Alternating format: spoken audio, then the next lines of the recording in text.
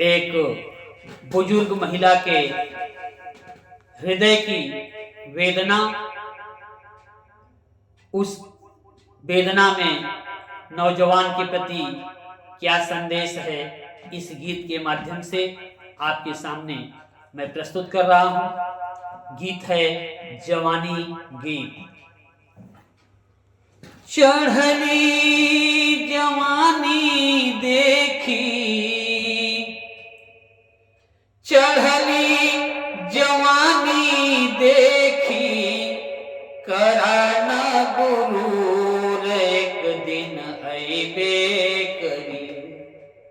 चढ़ली जवानी देखी, कराना गुरूर एक दिन अइबे करी। तोहरा लगे बुढ़ौती जरूर एक दिन अइबे करी। तोहरा लगे बुढ़ौती जरूर एक दिन अइबे करी। झुकी है कमर लेबा हाथे पटकनिया, झुकी है कमर लेबा हाथे पटकनिया। केतनो बोलैबा बात सुनी है ना परनिया।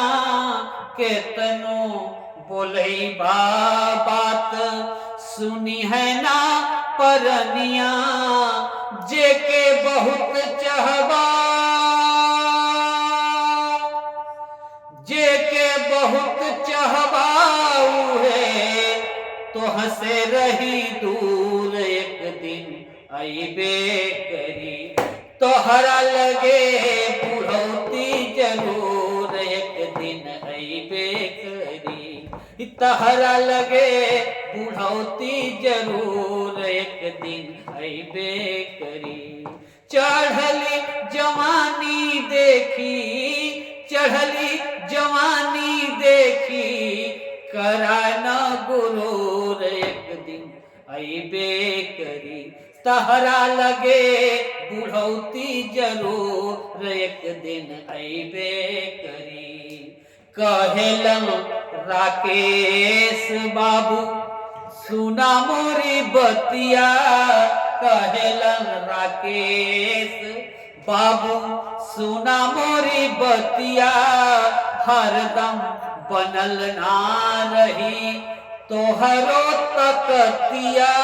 हरदम बनल ना रही तोहरो तकतिया।